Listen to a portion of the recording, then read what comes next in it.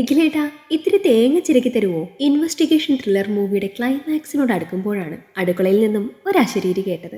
ഈ കുറിപ്പ് അല്ലേലും ഇങ്ങനെയാ. കല്യാണത്തിന് മുന്നേ അടുക്കള ജോലിയൊക്കെ ചെയ്യാൻ ഞാൻ സഹായിക്കാൻ കേട്ടോ എന്ന് പറയാൻ തോന്നിയ നിമിഷത്തെ നിഖിൽ മനസ്സുകൊണ്ട് ശപിച്ചു. തേങ്ങ എവിടെ? ഫ്രിഡ്ജിലുണ്ട്. പാത്രം എവിടെ? ഇതെല്ലാം എടുത്ത് കയ്യിൽ തരാനാണെങ്കിൽ പിന്നെ എനിക്ക് ചെയ്താൽ പോരെ മനുഷ്യ. ഉപ്പുമാവിൽ കിടന്ന ചട്ടുകം ചീനച്ചട്ടിയുടെ വക്കിൽ 2 തട്ട് തട്ടിക്കൊണ്ട് വർഷ പറഞ്ഞു. ഇനിയും നിന്നാൽ അടുത്ത തട്ട് ചിലപ്പോൾ തനിക്കായിരിക്കുമെന്ന് അറിയാവുന്നതുകൊണ്ട് കിട്ടിയ ഒരു പ്ലേറ്റും കൂടെ ചിരവയും എടുത്ത് ടിവിയുടെ മുന്നിലേക്ക് ഓടി. ഇങ്ങേരെ എന്താ വല്ല പൊട്ടനും കടിച്ചോ? നിഖിലിന്റെ ഓട്ടം കണ്ട് അന്തം വിട്ട വർഷയ്ക്ക് മറുപടി കൊടുത്തത് തേങ്ങ ചിരകിക്കൊണ്ടിരുന്നപ്പോഴാണെന്ന് മാത്രം. അതാകുമ്പോൾ പുറത്ത് കേൾക്കില്ലല്ലോ. നിഖിലേട്ടാ, ഞാനൊരാഗ്രഹം പറഞ്ഞ നിങ്ങൾ സാധിച്ചു തരുമോ? ഉച്ചയ്ക്ക് ചോറുണ്ണാൻ നേരം അവൾ കാതോരം മന്ത്രിച്ചതും അടുത്ത എന്തോ ബോംബ് പ്രതീക്ഷിച്ചെന്നോണം അവൻ ക്ഷമയോടെ ഇരുന്നു. തരുമോ? ഉറപ്പു പറയും. കയ്യിൽ പിടിച്ചുലച്ചുകൊണ്ട് അവൾ തുടർന്നു. അതിപ്പോ മരണ ഉറപ്പായ ആളോട് തന്നെ കൊല്ലണോ ആത്മഹത്യ ചെയ്യുന്നോ എന്ന് ചോദിച്ച പോലുണ്ടല്ലോ വറു. അല്ലെങ്കിൽ നിങ്ങൾക്ക് എല്ലാം തമാശയാ. കയ്യിലെ പിടുത്തം ഒന്നുകൂടെ മുറുക്കിയതും നിഖിൽ അല്പം അകലം പാലിച്ചിരുന്നു. സേഫ്റ്റി മുഖ്യം ബിഗില്. ഇല്ല പറ. എന്തു തന്നെ ആയാലും ഞാൻ ഇന്ന് എൻ്റെ ഭാര്യയുടെ ആഗ്രഹം സാധിച്ചു തന്നിരിക്കും. അവളുടെ തോളിൽ തട്ടി വാക്ക് കൊടുക്കുമ്പോൾ ദൈവമേ, ആധാരം മാത്രം പണയം വെക്കേണ്ടി വരല്ലേ എന്ന് മാത്രമാണ് അവൻ പ്രാർത്ഥിച്ചത്. ദേ, വാക്ക് തന്നതാണ്, ഇനി മാറ്റി പറയാൻ പാടില്ലാട്ടോ. വാക്കാലല്ലേ, മുദ്രപത്രത്തിലൊന്നും ഒപ്പിട്ട് തന്നിട്ടില്ലല്ലോ എന്നൊരു സിനിമാ വാചകം നിഖിലിന്റെ മനസ്സിലൂടെ പറഞ്ഞെങ്കിലും മിണ്ടിയില്ല. വെറുതെ എന്തിനാണ് ആരോഗ്യം കേടാക്കുന്നത്? നീ പറയണി ഭാര്യയെ, ഞാനില്ലേ ഇവിടെ. എനിക്ക് നല്ല തണുത്ത നാണം കലർന്ന മുഖത്തോടെ അവൾ തുടങ്ങി. അയ്യേ, ഒരു ഐസ്ക്രീമിനാണോ നീ ഇത്രയ്ക്ക് ബിൽഡപ്പ് ഇട്ടത്? ബോൾ വേണോ, കോൺ വേണോ, അതോ ചോക്കോബാർ മതിയോ? ശ്വാസം നേരെ വീണ ആശ്വാസത്തിൽ കയ്യിൽ പരിയിരുന്ന ചോറ് പ്ലേറ്റിൽ കുടഞ്ഞ് മൊന്തയിലെ വെള്ളം കുറച്ചുയർത്തി വായിലേക്ക് ഒഴിക്കുന്ന കൂട്ടത്തിൽ ദൈവത്തിന് നന്ദി പറയാനും അവൻ മറന്നില്ല. അല്ലെങ്കിലും തോക്കിൽ കയറി വെടിവെക്കുന്ന സ്വഭാവം നിങ്ങൾക്ക് എപ്പോഴും ഉണ്ട്. ഐസ്ക്രീം തന്നെത്താൻ അങ്ങ് നിന്നേജാലും മതി. എനിക്ക് നല്ല തണുത്ത ബിയർ അടിക്കണം. വായിലോട്ട് ഒഴിച്ച വെള്ളം തെരുപ്പിലോട്ടാണോ അതോ വേറെ എവിടേക്കെങ്കിലും ആണോ പോയതെന്ന് കുറച്ച് സമയത്തേക്ക് പിടികിട്ടിയില്ല.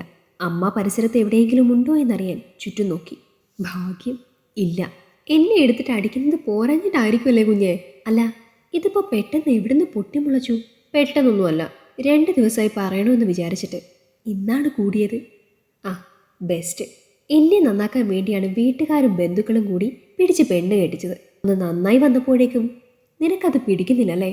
എൻ്റെ ഈശ്വരാ, ഈരാൻ ബേച്ചിക്ക് മരപ്പട്ടി കൂട്ടെന്നൊക്കെ കേട്ടിട്ടേ ഉള്ളൂ. അതെൻ്റെ ജീവിതം കൊണ്ട് കാണാൻ പറ്റുമെന്ന് കരുതിയേയില്ല. എന്താ നിഖിലേട്ടാ, എന്താ നിങ്ങളിങ്ങനെ മാനത്തോട്ട് നോക്കി അന്തം വിട്ട് നിൽക്കുന്നേ? എത്ര നാളായി തുടങ്ങിയിട്ട്? എന്ത് അടി? തള്ളവിരൽ കൊണ്ട് ആക്ഷൻ കാണിച്ച് കിളിപോയ കണക്ക് അവൻ നിന്നു. ജനിച്ചപ്പോഴേ ഉണ്ട്. ഓഹോ, അപ്പൊ എല്ലാവരും കൂടെ ചേർന്ന് ഒരു മദ്യപാന എൻ്റെ തലയിൽ കെട്ടിവെച്ച് ചതിക്കുകയായിരുന്നല്ലേ? ഇനിയും വാ തുറന്നാൽ ഭർത്താവാണെന്നൊന്നും നോക്കില്ല, തലമട്ട നോക്കി ഒരെണ്ണം തരിഞ്ഞ്. എൻ്റെ പൊന്നു നിഖിലേട്ടാ, എൻ്റെ ഒരു ഫ്രണ്ടിനെ നിങ്ങൾക്കറിയില്ലേ? രേഷ്മ. ഏത് രേഷ്മ? പെണ്ണുങ്ങളുടെ പേര് പറയുമ്പോഴേക്കും ചാടിക്കയറി അറിയാമെന്ന് പറഞ്ഞാലുള്ള അനന്തരഫലം നല്ലതുപോലെ അറിയാവുന്നത് കൊണ്ട് മനഃപൂർവ്വം ഒന്നും അറിയാത്തതുപോലെ ഭാവിച്ചു. ഓ, എന്തൊരഭിനയം! നിങ്ങളല്ലേ മനുഷ്യ അവളുടെ മുടിയെ പറ്റിയിട്ട് കുറച്ചു നാൾ മുൻപ് വരെ പുകഴ്ത്തി പറഞ്ഞുകൊണ്ടിരുന്നത്? അത് പറഞ്ഞതിന് നീ പിടിച്ച് മാധ്യമത്തിന്റെ പാട് ഇപ്പോഴും എൻ്റെ ദേഹത്തുണ്ട്. മറക്കണ്ട. അതുപോട്ടെ, നീ കാര്യം പറ. ആ, അവർ കഴിഞ്ഞ ദിവസം ഞങ്ങളുടെ ഫ്രണ്ട് ഗ്രൂപ്പിൽ ഒരു ഫോട്ടോ ഇട്ടേക്കുക, ചിൽ വിത്ത് ഹബ്ബി എന്ന്. രണ്ടാളും ഒരുമിച്ചിരുന്ന് ബിയർ അടിക്കുവാന്നേ. അപ്പം മുതൽ ഞാനും കരുതിയതാ നമ്മൾ രണ്ടാളും കൂടി ബിയർ അടിക്കുന്ന ഫോട്ടോ എടുത്ത് ഗ്രൂപ്പിലിടണമെന്ന്. അങ്ങനെ അവൾ മാത്രം ഇപ്പോൾ വലിയ ആളാകണ്ട. പ്രത്യേകിച്ച് ഒന്നും പറയാനില്ല. ഒരു പെണ്ണിനെ മറ്റൊരു പെണ്ണിനെ കണ്ടുകൂടെന്ന് പറയുന്നത് എത്ര സത്യം.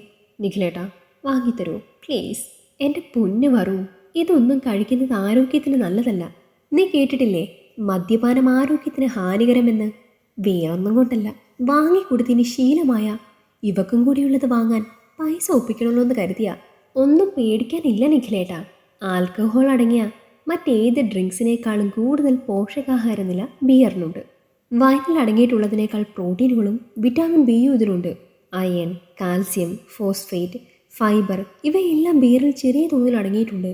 ഹൃദ്രോഗ സാധ്യത കുറയ്ക്കാൻ ഒരു പരിധിവരെ ബിയറിന് പറ്റും നിഖിലേട്ടാ. തൻ്റെ ഭാര്യയുടെ അഗാധമായ അറിവ് കണ്ട് ഒരു നിമിഷത്തേക്ക് അവൻ അമ്പരന്നു. ഇതൊക്കെ നിന്നോട് ആര് പറഞ്ഞു തന്നു? ഞാൻ കഷ്ടപ്പെട്ട് നെറ്റിൽ നോക്കി പഠിച്ചതാ, നിങ്ങളെ കേൾപ്പിക്കാൻ. അഭിമാനത്തോടെയും തെല്ലൊരു അഹങ്കാരത്തോടെയും അവൾ പറഞ്ഞു. നിനക്ക് സപ്ലി എത്രയെണ്ണം ബാക്കിയുണ്ടെന്നാ പറഞ്ഞത്? നെറുകൻ തലയിൽ തേങ്ങ വീഴും കണക്കിയുള്ള ആ ചോദ്യം അവൾ തീരെ പ്രതീക്ഷിച്ചില്ല. പരീക്ഷയാകുമ്പോൾ സപ്ലി ഉണ്ടാകും, അതാണോ ഇപ്പോൾ ഇവിടുത്തെ വിഷയം? എനിക്ക് വാങ്ങി തന്നേ പറ്റൂ. ഇനി വേറെ വഴിയില്ലെന്ന് മനസ്സിലായതോടെ അവൻ മൗനം പാലിച്ചു. എന്നാലും ഇത്രയും ഗുണങ്ങളുള്ള ഒരു വസ്തുവിനെ പറ്റിയാണല്ലോ ദൈവമേ നാട്ടുകാരെ തെണ്ടികൾ അപവാദം പറഞ്ഞുണ്ടാക്കുന്നത്. ബ്ലഡി ഗ്രാമവാസികൾ. അമ്മ സീരിയൽ കാണാനിരിക്കുന്ന തക്കം നോക്കി പുറകുവശത്തൂടെയാണ് സാധനം കൊണ്ടുവന്നതും ഫ്രീസറിൽ വെച്ചു.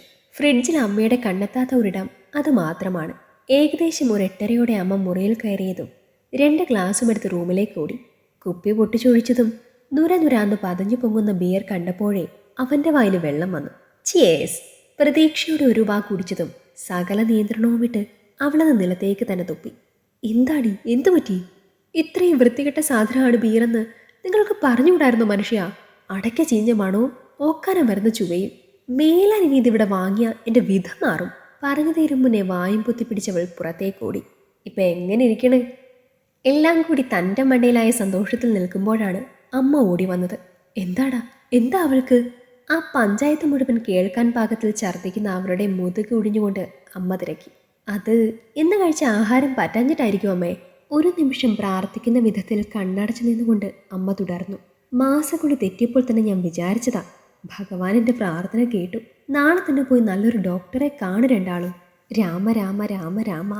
അതും പറഞ്ഞ് അമ്മ പോയതും ഇടിവെട്ടേറ്റ പോലെ അവർ പരസ്പരം നോക്കി. അപ്പോഴും അവൻ്റെ മനസ്സൊന്നു മാത്രം പറഞ്ഞുകൊണ്ടിരുന്നു, ഇതെൻ്റെ ഗർഭമല്ല, എൻ്റെ ഗർഭം ഇങ്ങനെയല്ല. ഈ കഥ നിങ്ങൾക്കിഷ്ടമായെങ്കിൽ ലൈക്ക് ചെയ്യൂ. നിങ്ങളുടെ അഭിപ്രായങ്ങൾ കമൻ്റായി രേഖപ്പെടുത്തൂ. കൂടുതൽ കഥകൾ കേൾക്കാൻ ഈ ചാനൽ സബ്സ്ക്രൈബ് ചെയ്യൂ.